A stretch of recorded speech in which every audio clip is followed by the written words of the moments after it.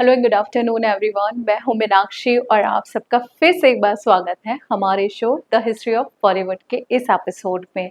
एक ऐसा शो जहां पे बात होती है गुजरे ज़माने की, वो दौर जो अपने आप में गोल्डन एरा कहलाता है।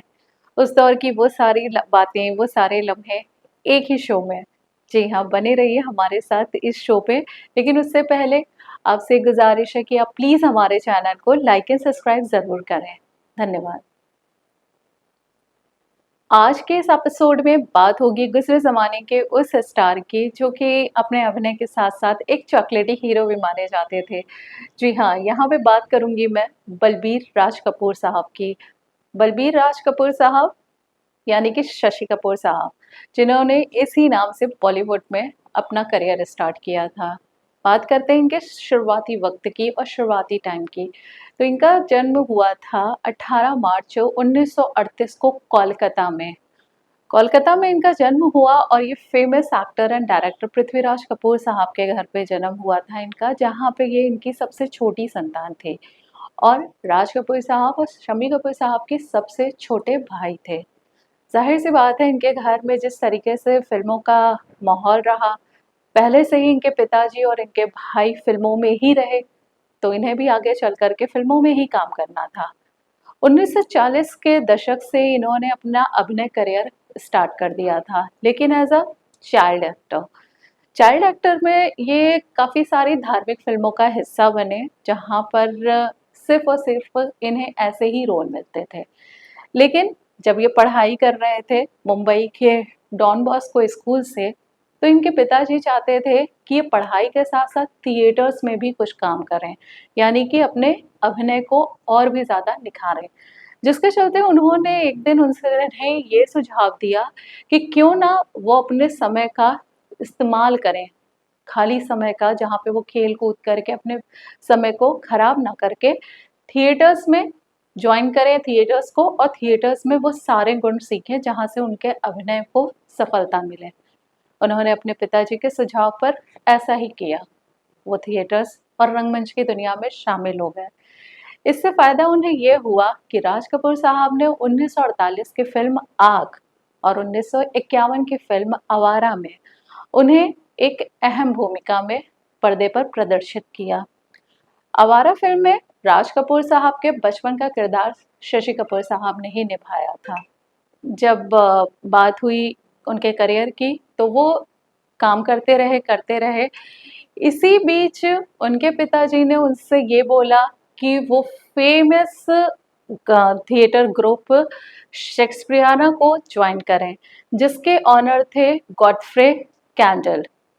गॉडफ्रे कैंडल का ये थिएटर देश-विदेश में नाटकों का मंचन करता था। शशि कपूर साहब उनके थिएटर्स ग्रुप में जॉइन हो गए।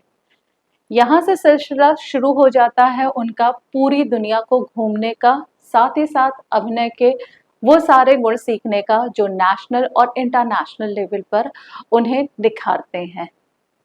गॉडफ्रे कैंडल की बेटी थी जेनिफर कैंडल, जो कि फेमस ब्रिटिश एक्ट्रेस, साथ ही साथ रंगमंच से जुड़ी हुई एक्ट्रेस थी। यहाँ पर शशि कपूर साहब उनसे बहुत ज़्यादा प्रभावित हुए और ये प्रभाव इतना ज़्यादा बढ़ गया कि वो उनसे प्रेम कर बैठे। मात्र 20 वर्ष की अवस्था में 1958 में उन्होंने जेनिफर कैंडल से शादी कर ली। शादी के बाद उनकी ज़िंदगी चलती रही, मगर अभिनय का सिलसिला रुका नहीं। अभिनय के क्षेत्र में वो और आगे बढ़े और अब उन्हें अपना डेब्यू करना था as a young Shashi Kapoor के रूप में। तो उन्होंने 1961 की फिल्म धर्मपुत्र से फिल्म में अपना डेब्यू किया। फिल्म हालांकि बहुत ज़्यादा हिट नहीं हुई, लोगों ने उन्हें बहुत ज़्यादा ध्यान नहीं दिया, बहुत ज़्यादा लोगों का उनमें इंटरेस्ट नहीं आया, लेकिन धीरे धीरे उन्हें और भी अच्छे प्रोजेक्ट्स मिले। साल 1965 उनके लिए एक बेहतरीन साल रहा, क्योंकि इस साल उनकी 2 फिल्में रिलीज हुई। एक थी जब जब फूल खिले और दूसरी थी यश चोपड़ा साहब की मल्टी स्टारर फिल्म वक्त। वक्त में उनका जो गेटअप था, जो उनका किरदार था, लोगों ने इस चीज़ को बहुत पसंद किया, जिसके चलते इस साल से वो एक स्टार की कैटेगरी में आ गए। लेकिन स्टारडम अभी भी उनका बाकी था। जो धीरे-धीरे उन्हें मिला। अब शशि कपूर साहब से ऐसे ही रोलों की उम्मीद की जाने लगी कि वो परंपरागत रोल ही करें, लेकिन वो एक वर्सेटाइल एक्टर थे और एक वर्सेटाइल एक्टर के लिए ये बात नागवारा थी कि वो किसी एक इमेज में बंद करके रह जाएं, जिसके चलते उन्होंने ये किया कि उन्होंने गैर परंपरागत फिल्मों में ही अपना काम करना स्टार्ट किया। अगर बात करते हैं साल 1961 की फिल्म धर्मपुत्र की, जहाँ पे उन्होंने जिस फिल्म से डेब्यू किया था, वो एक ऐसी फिल्म थी जो कि सांप्रदायिक दंगों पर आधारित फिल्म थी, लेकिन शशि कपूर साहब ने काम किया। उसके बाद बॉलीवुड के वो पहले ऐसे एक्टर थे जिन्होंने हॉलीवुड में भी काम किया। वो फिल्म थी शेक्सपियर वाला और दूसरी थी द मैटर ऑफ इनोसेंट। इन दोनों फिल्मों के माध्यम से वो अब इंटरनेशनल मंच पर भी अपने आप को प्रदर्शित कर चुके थे। इसके बाद आता है साल 1970 का दशक।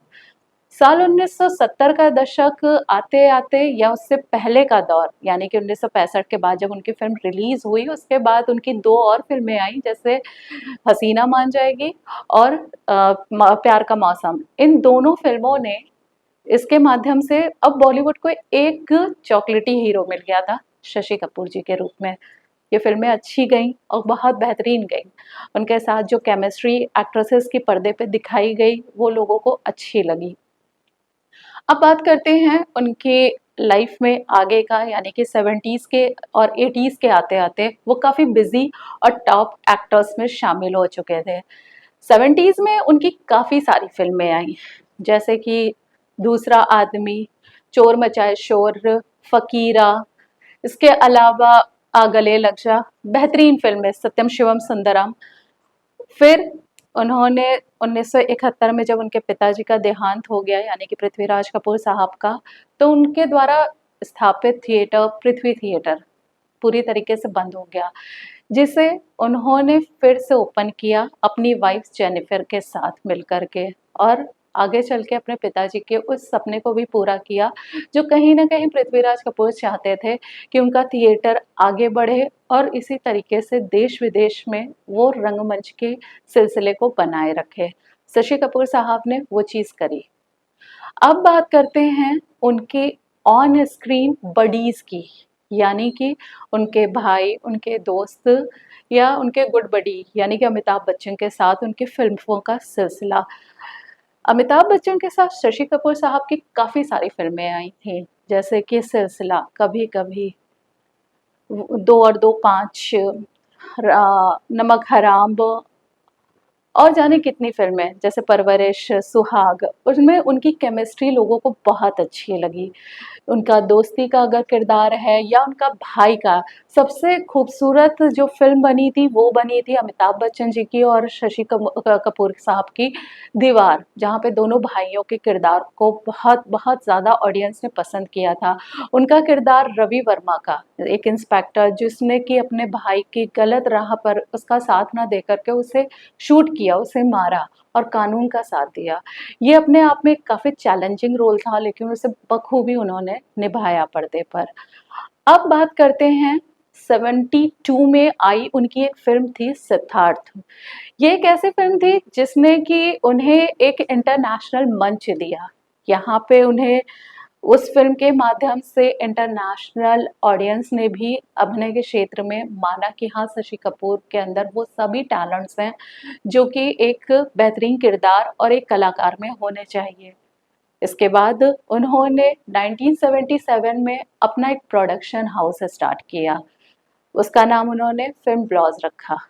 फिर एक टाइम आता है जहां शशि कपूर साहब की ज़िंदगी उन्हें फिर से बहुत लंबा चैलेंज देती है। जी हाँ, यानी कि उनकी वाइफ जेनिफर कैंडल, जो कि हमेशा हमेशा के लिए उनसे अलग हो जाती हैं, यानी कि वो इस दुनिया से चली जाती हैं, जिसका नतीजा ये होता है कि शशि कपूर साहब अपनी ज़िंदगी में बहुत ज़्यादा अकेले पड़ जाते हैं और कहीं ना कहीं वो पर्दे से थोड़ी सी दूरी बना लेते हैं।